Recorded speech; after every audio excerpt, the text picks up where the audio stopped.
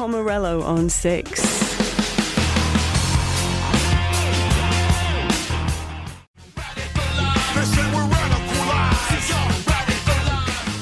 It's Ann Hobbs, you're locked on BBC Radio 6 Music, and I am absolutely delighted to welcome Tom Morello to the programme today. Tom, hello. Hi, thanks very much for having me. You're here today to actually to play some music that's perhaps a little bit unlikely, stuff from your record collection that people may not anticipate that you may have. What are we going to go in with? All right, we're going to start with a Leonard Cohen track called You Want It Darker off of his Swan Song record. And I've always aimed for a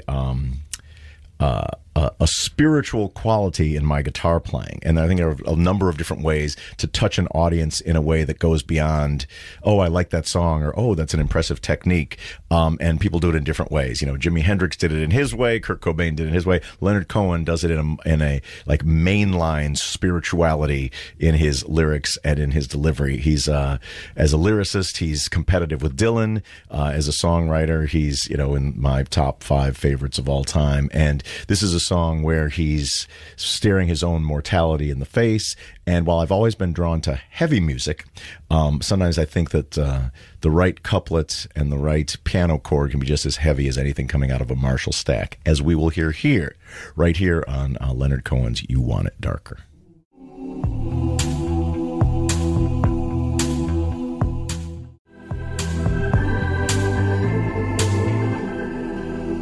Leonard Cohen with You Want It Darker, as selected by my very special guest on 6 Music, Tom Morello.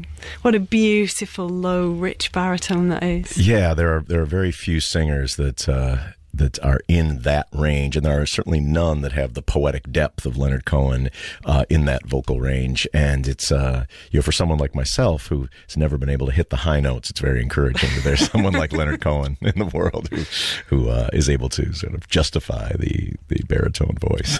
Should we play another tune? Sure, let's do one. What's it going to be? Okay, this one is evidence that in order to be great, one must be authentic. This is a song by Gogol Bordello called Ultimate. And Gogol Bordello is the self-described gypsy punks, and a band that has, varies in number, I think between sort of 7 and 11. And I don't think there are 2 of the same passports within the band. It's Ukraine and Colombia, United States, and here Ethiopia. And their music is very much a global amalgamation, but with a real sort of defining North Star of uncompromising personal freedom, liberated love, and anarchistic politics. If we are here not to do what you and I wanna do.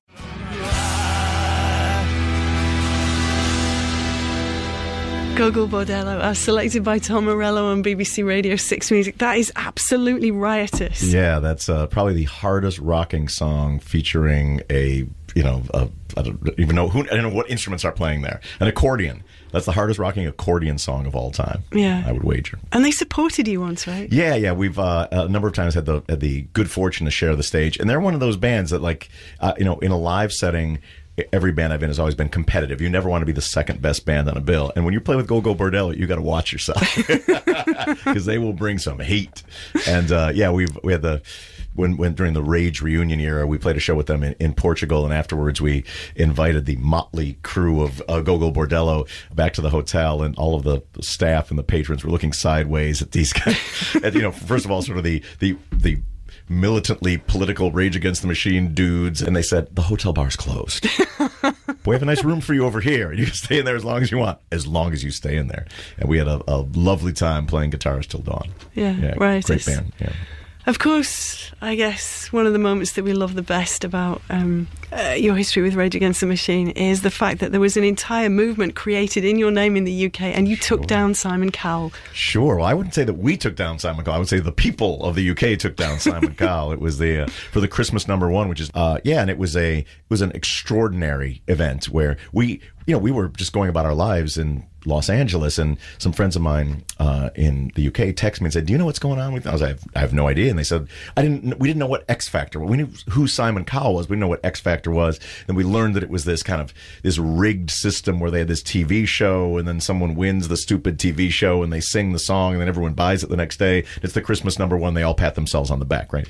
But a suburban London couple, Prophets Rachel, John Mortar, and his wife, the Mortars, made a Facebook campaign that to dethrone the X Factor, and you could not buy it in a store. You had to download it. It was almost 600,000 downloads in 1 week of the song, and we crushed them, and it was awesome. It was a beautiful moment. It was. Then we played the free show at Finsbury Park, which to this day stands as my favorite live performance of my life. Really? It's fantastic. Yeah. Yeah. What are we going to play next time? We're going to play a song. I was always opposed, physically and diametrically opposed to EDM music through much of my life. To me, it always sounded like Italian taxi cab music in the worst possible way. And then a friend of mine who I was working on one of my solo records more recently, and he said, "You always hate EDM music. Let me play you some stuff that you haven't heard." And he played me a group called Knife Party, and I immediately heard, and while there wasn't a guitar in sight in the band, I heard the same kind of tension and release of some of my favorite rock and roll. And there were some of the fingerprints of bands like Rage Against the Machine in the music, except it was made with synthesizers rather than with electric guitars. And I was like, this is as hard as anything I've ever heard. It's fantastic. And then when I wanted to make my next record, the Atlas Underground record, which came out almost a year ago, and I found all these artists who had grown up on groups like Rage Against the Machine, had incorporated some of the styles of writing music and arranging music, but had used their own sonic vocabulary to engage with some of those artists and say, "Hey, let's now use your production techniques, but replace your electronics with my analog Marshall Stack electric guitar." That's what the Atlas Underground record is. But the first Knife Party song I heard is the one we're going to listen to now. It's called Centipede, and you will hear in this song like the same field bouncing anthemic qualities that make for some of my favorite rock and roll. And this was the song that set me on the journey to making the Atlas Underground record. Centipede by Knife Party. Centipede.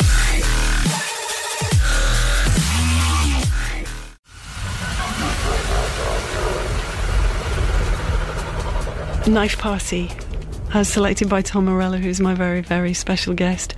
Tell us the story of the amp and the microphone, or absence of. So a couple of years ago, I was playing with Knife Party. We did a song called Battle Sirens on my record, The Atlas Underground. We were performing that song, which is the alloy of the analog Marshall Stack and the digital Knife Party bass drop. So they push my amp out for the song, and we're ready to count the song in. It's ready. Here we go, and we're going to rock them all. It's going to be the debut of the song, and it's very, very exciting.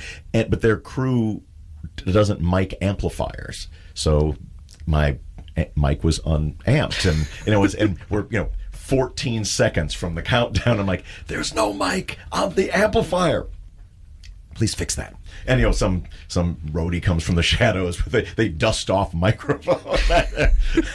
They dust off a Shure microphone, and it all went smashingly well. There's plenty of YouTube evidence that it went great, but for the moment it was Panic City. Yeah. Just before we kind of cast you away into the night, I just wanted to ask you about your memories of Chris Cornell. Sure. I mean, Chris was a great friend and one of the most tremendous singer-songwriters, not just in rock or grunge, but of all time. And I never, while he was a friend and a bandmate, I never stopped being a fan of Chris and his voice and his work. And it is a bottomless tragedy from which I will never recover. And there's no real explanation at the end of the day why he passed. And so we enjoy his music. We salute him at our show, and we do, like on this tour, we've been doing like an instrumental version of Cochise, where we just light the microphone and then the crowd sings it, and it's really, it's a way to sort of I don't know if heal's the right word, but sort of celebrate him and mourn him collectively. And I just can't believe he's gone. It's so crazy. It's so crazy. It's like, for a guy who, what I will say about Chris, though, is that he's a person that had demons from a very young age. He had addictions and demons from a very, very young age, and he was somehow managed to harness them to make some of the greatest rock and roll music of all time. And so that, I think, was perhaps his greatest gift to us, was to take the stuff inside that was the turmoil and the hurt and the stuff that was not okay, and somehow forge that into, you know, many records of tremendous music and vocals and singing and guitar playing and whatnot. So. Yeah, I guess all of us miss him very, very much. Yeah. It's a like I said, it's a bottomless. We shan't recover from that one. But I mean, it's not a silver lining. His music is always there. It is always there. And you know, Brad and I were actually just talking about Chris. We talk about him all the time. You know, it's like his presence is there, and it's certainly at every one of our shows. I think about him. Yeah.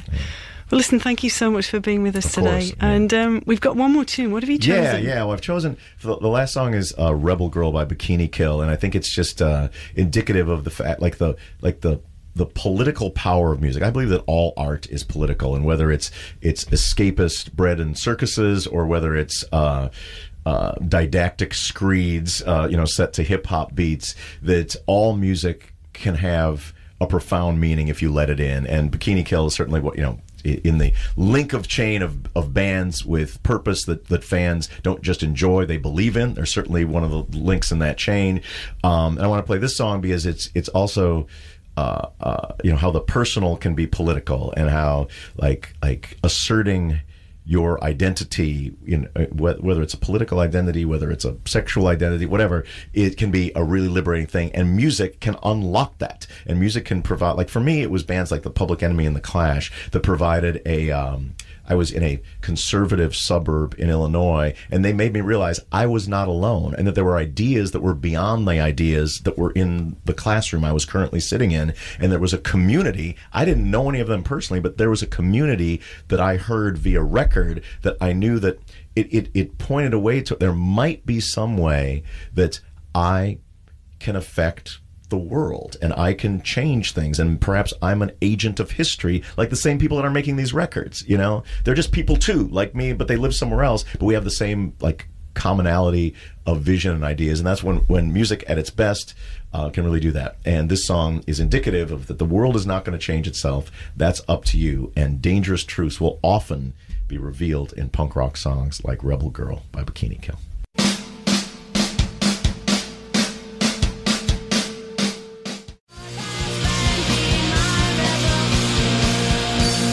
Bikini Kill with Rebel Girl on BBC Radio 6 Music, as selected by Tom Morello.